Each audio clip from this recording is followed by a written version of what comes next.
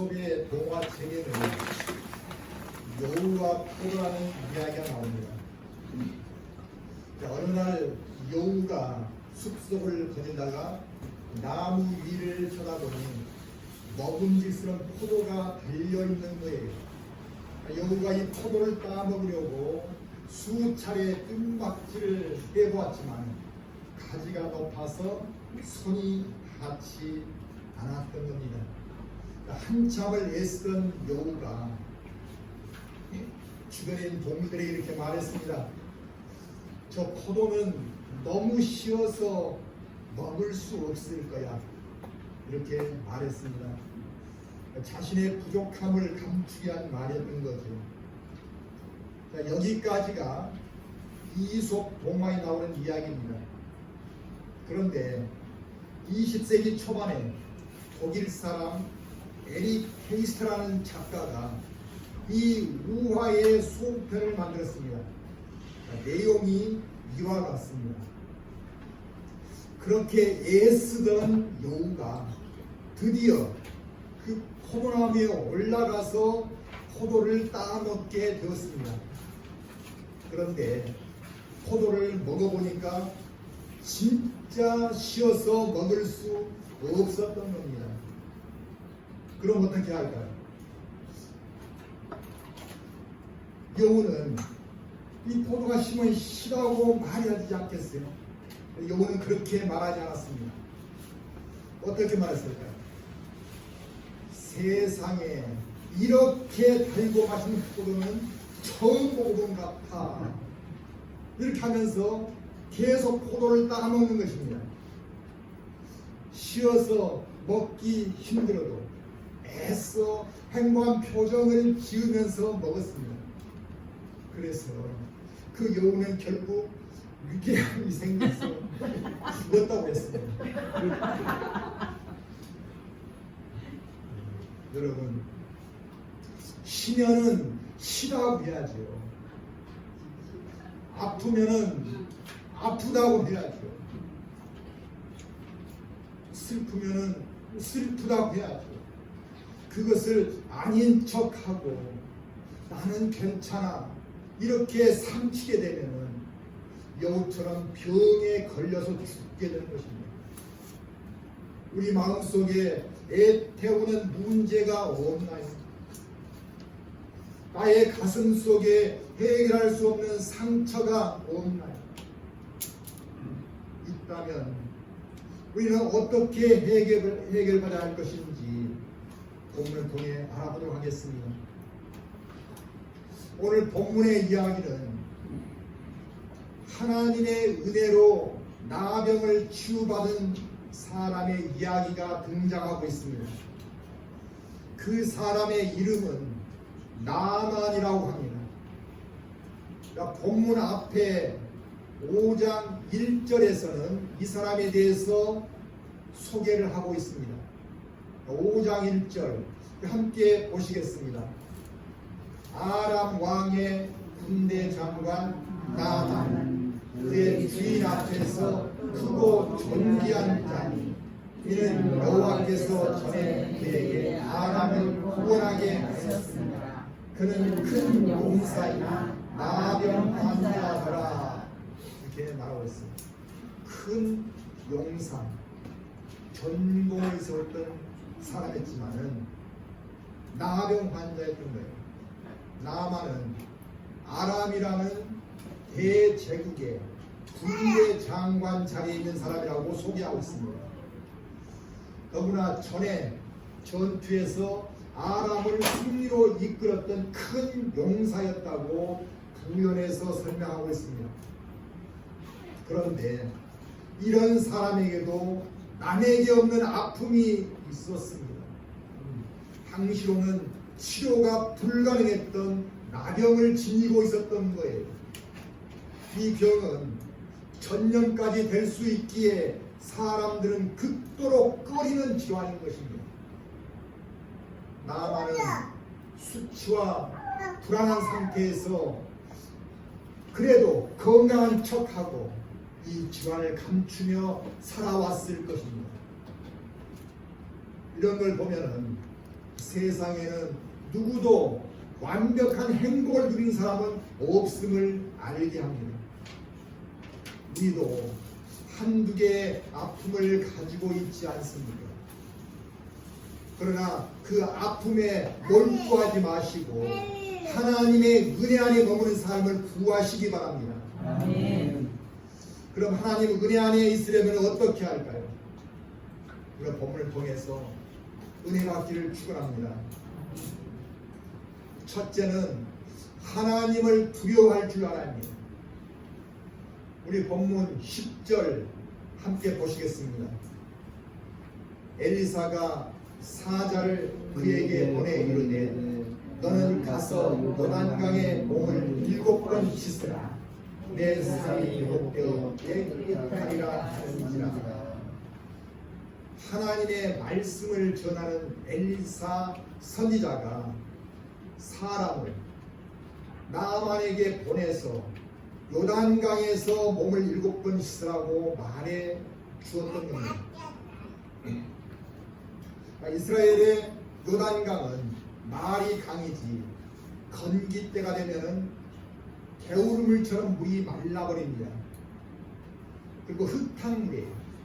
그야말로 얕은 시내 맛도 못한 볼품없는 모습이 되는 거예요.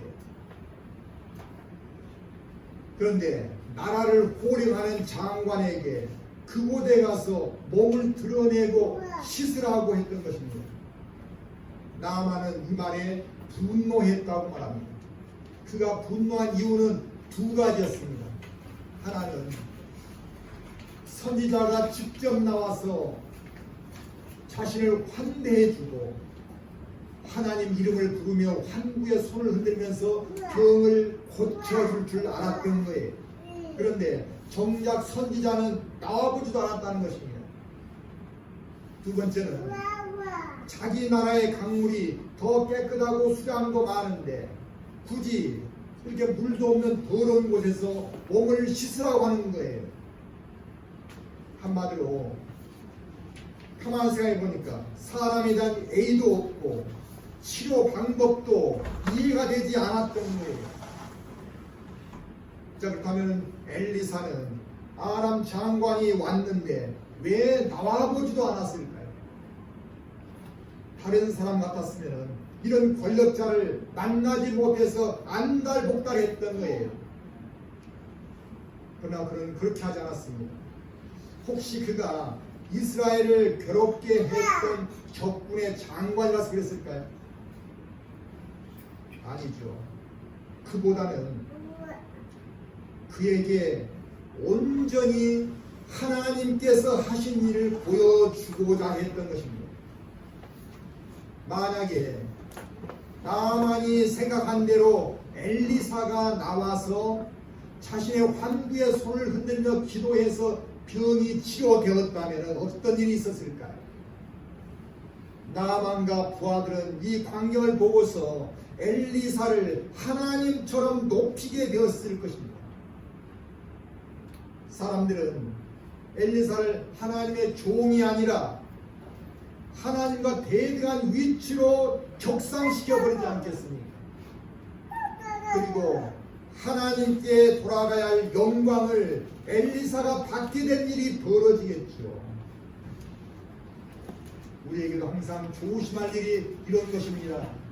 우리가 믿음 가운데서 하나님을 섬기고 하나님을 사랑하는 우리지만 우리가 하나님 대신해서 영광을 받은 일이 있어서는 안 된다는 것이죠. 그런 일이 있으면 하나님께서는 그 사람을 더 이상 쓰실 수 없을 겁니다. 하나님께서 엘리사를 쓰는 이유는 사람보다 하나님을 두려워하는 마음을 지녔기 때문인 거예요. 그 마음이 5장 16절에서 드러나고 있습니다. 병을 치료받은 나만이 고마워하며 엘리사에게 예물을 주려고 했습니다. 그러자 엘리사가 어떻게 했습니까? 5장 16절 우리 같이 읽겠습니다. 이르되 내가 섬기는 여호와께서 살아계심을 두고 맹세하노니 내가 그 앞에서 닫지 아니하리라. 나만이 받으라고 강권하되 그가 의를 한다. 엘리사는 나만이 예물을 받으라고 강하게 권했지만 하나님께서 하신 일이고 하나님께 드려야 할 예물로 여기며 단호하게 거절했던 것입니다. 하나님께서는 하나님을 두려워하는 마음으로 일하는 사람에게 역사하십니다. 하나님의 일을 하면서 자신을 함께 높이는 경우라면 하나님의 일하심을 드러낼 수 없습니다. 예수님은 이 땅에 오셔서 우리 구원을 위해 십자가를 치고 죽으셨지만 영광을 모두 하나님께 돌리셨습니다. 마태복음 19장 26절에서는 예수께서 그들을 보시며 이르시되 사람으로서는 할 수 없으나 하나님으로서는 다 하실 수 있느니라 이렇게 말씀하셨습니다. 예수님은 자신이 영광을 받으려 하지 않으셨습니다. 또 초대 교회에 목숨을 바쳐 복음을 전했던 사람들이 있습니다. 그 중에 사도 바울과 바나바도 있는데요. 그들도 자신들이 영광을 받는 것을 극도로 꺼렸습니다. 그 사도들이 한 번은 하나님을 모르는 이방인들에게 가서 복음을 전하다 안진뱅이를 만나고 그 사람을 고쳐준 일이 있었습니다. 그러자 그를 본 무리들이 소리를 지르면서 바나바와 바울을 신들이라고 추앙했던 거예요. 그러자 두 사도는 어떻게 했을까요? 사도행전 14장 14절에 보면은 두 사도 바나바와 바울이 듣고 옷을 찢고 무리 가운데 뛰어 들어가서 소리 질렀다고 말합니다. 그것을 저지시켰던 거예요. 하나님의 일하심을 자신들이 가로채게 될까봐 두려워했던 것입니다. 하나님은 하나님께 온전히 영광을 돌리는 사람을 통해 일하십니다. 그리스도인들은 모두 기도하는 사람들입니다. 그리고 복음을 전한 직분자로 세움을 받았습니다. 우리가 할 일이 있다면 하나님의 일하심을 드러내는 일입니다. 그리고 진심으로 하나님께 영광을 돌리는 성도들이 되시기를 축원합니다. 두 번째는 우리가 하나님 은혜 안에 살려면 하나님의 일하심을 믿어야 합니다. 우리 본문 13절 함께 낭독하겠습니다. 그의 종들이 나와서 말하여 이르되 내 아버지여 선지자가 당신에게 큰 일을 행하라 말하였으며 행하지 아니하였으니까 하물며 당신에게 이르되 씻어 깨끗하게 하라 하니. 자, 그의 종들 나만의 종들이 나와서 이렇게 말했던 거예요. 종들의 마음은 겸손합니다.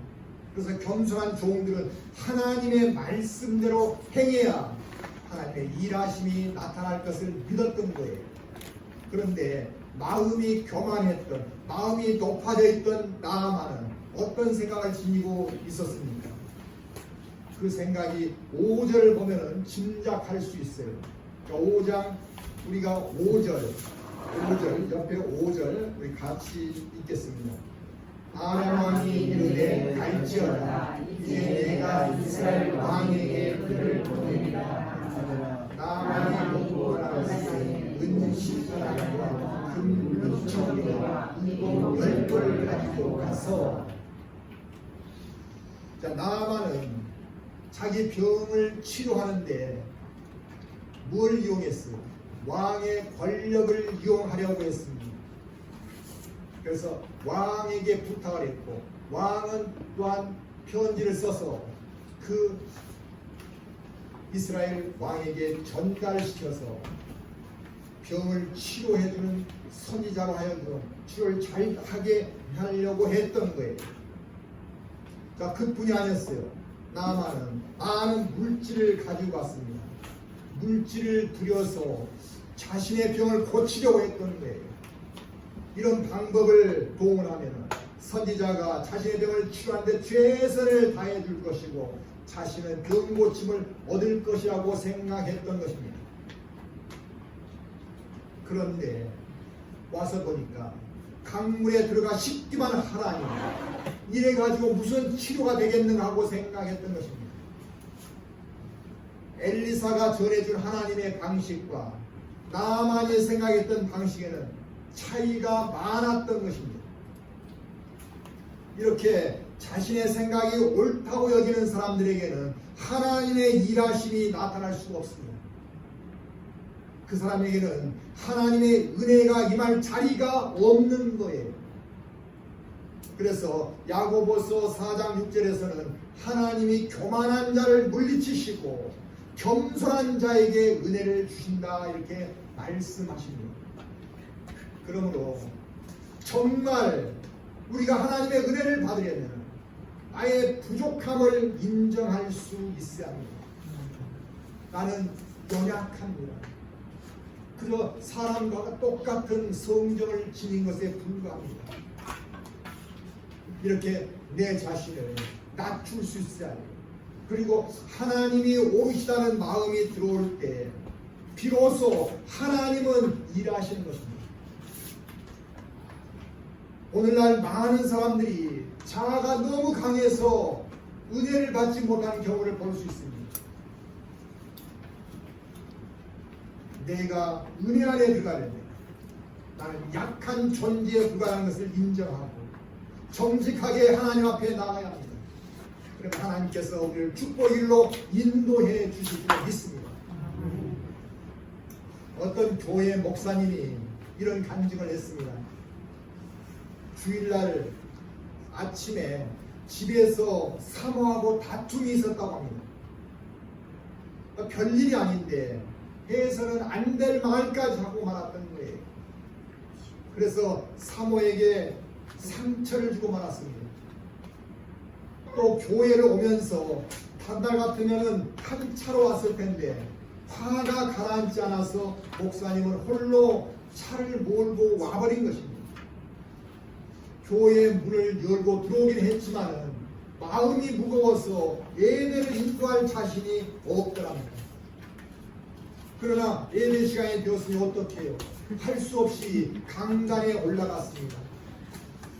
그날 설교를 해야 하는데 본문 말씀이 하필 사랑장이라고 불리는 고린도전서 13장이었던 거예요. 그래서 그 본문 말씀을 읽어갔습니다.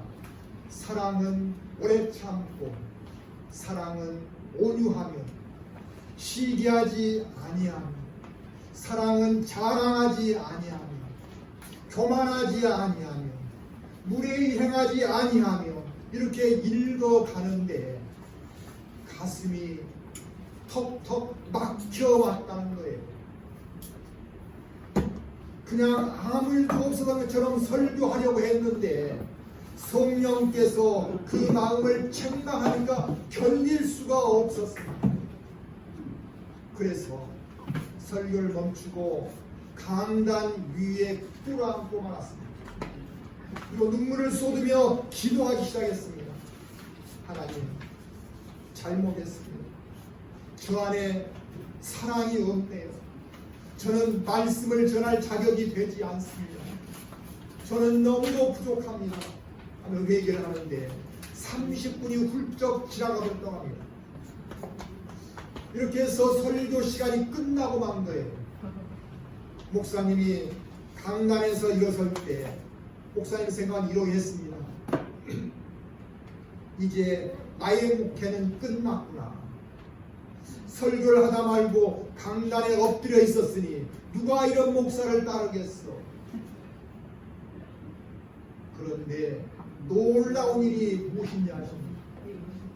성도들이 다 가버렸을 줄 알았는데 한 명도 가지 않고 모두 다 앞으로 나와서 기도하고 있다는 것입니다. 자신들도 회개할 일이 많았던 거예요. 그동안 죄를 짓지 않은 것처럼 거룩한 척, 사랑이 많은 척, 아무 문제가 없는 척 지내왔는데 한 사람의 정직한 자백 앞에, 그 회개 앞에 온 성도들도 회개의 물꼬가 터지게 된 것입니다. 그래서 설교가 없는 예배가 되었지만 어느 때보다 뜨거운 성령을 체험하는 예배가 되었다고 간증을 했던 것입니다. 하나님은 정직한 영을 통해 일하십니다. 나의 잘못이 있다면, 나의 부족함이 있다면 정직하게 하나님께 구하고 구할 때 하나님의 은혜가 임하는 것입니다. 우리 모두에게도 나만처럼 하나님의 생각과 다른 갭이 존재하고 있습니다. 나는 잘하고 있습니다가 아니라 못하고 있다는 것을 깨닫는 것이 필요합니다. 그래서 우리의 생각을 내려놓고 하나님 생각에 맞춰 나갈 수 있어야 합니다. 하나님의 생각은 우리 생각보다 높고 옳기 때문인데, 자, 우리가 은혜 안에 있으려면 세 번째, 말씀에 순종해야 합니다. 14절, 본문 14절 함께 보겠습니다. 같이 읽겠습니다. 나만 이에 내려가서 하나님의 사람의 말대로 요단강을 7번 몸을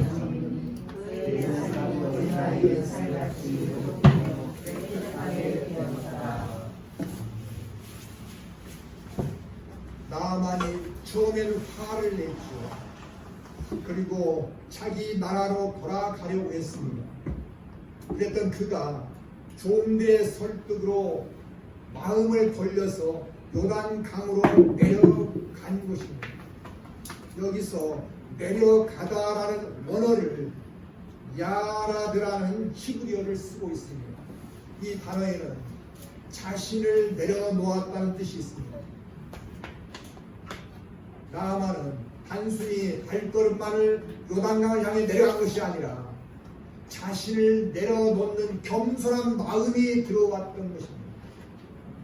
그러자 자신의 생각이 아닌 하나님의 말씀에 순종할 수 있게 된 것입니다. 그리고 요단강 물에 7번 몸을 잠겼더니 그의 살이 어린아이의 살같이 회복되었습니다. 무엇이 나만의 병을 치유하게 했을까? 요단강 물일까요? 아닙니다. 그것은 도구일 뿐입니다. 그 물은 뿌연 흙탕물에 불과한 것이에요. 흙탕물이 무슨 치유 능력이 있겠습니까? 나만이 치유받은 것은 하나님의 말씀에 순종해서 몸을 7번 물에 담궜을 때 하나님의 일하심이 나타나셨던 것입니다. 여기서 중요한 것은 온전한 순종이라는 것입니다. 1번, 2번, 3번, 6번까지 아무 일도 일어나지 않았습니다. 7번째 몸을 담궜을 때 그의 몸이 어린 아이 살같이 깨끗하게 되었던 거예요. 우리는 가끔 어중간하게 순종할 때가 있지 않습니까? 적당하게 겉모양만 순종할 때가 많지 않습니다. 나만은 그렇게 하지 않았습니다. 온전한 순종을 했던 것입니다. 물은 99도가 되어도 끓지 않습니다. 1도 차이지만 100도가 되었을 때 비로소 끓기 시작합니다. 이처럼 하나님께 온전한 순종을 드릴 때 하나님의 일하심이 나타나는 것입니다. 그러므로 우리 인생 문제가 해결받고 치유의 은혜를 받기 원한다면 전심을 다해 기도해야 합니다. 적당히 순종하지 마시고 전심을 다해 순종해 보시기 바랍니다. 그때 나의 노력으로 해결될 수 없는 인생의 문제들이 해결되고 하나님은 영광을 받으실 것입니다. 우리 인생에서 문제 없는 사람은 아무도 없습니다. 겉으로는 문제가 없어 보이지만 그 사람 안에는 아픔의 문제가 있습니다. 그 문제들을 붙잡고만 있으면 우리의 삶은 더욱더 어렵게 됩니다. 하나님께서는 그 문제들을 가지고 하나님 안으로 들어오기를 원하십니다. 우리가 어떤 문제를 들고 오더라도 하나님은 절대로 우리를 외면하신 분이 아니십니다. 어떤 모습으로 나오든 하나님은 우리를 있는 그대로 받아주십니다. 우리의 골마 터진 상처를 싸매 주시고 새롭게 변화시켜서 새로운 길을 걷게 해 주실 것입니다. 이제부터 하나님 앞에 우리의 닫혀진 마음을 활짝 여시고 나가시기 바랍니다. 하나님은 우리를 사랑하십니다. 그 하나님께 나의 마음을 있는 그대로 드리며 나가십시오. 그리고 주님의 이름으로 하나님께 간절히 구하는 우리가 되시기를 주님의 이름으로 축원합니다.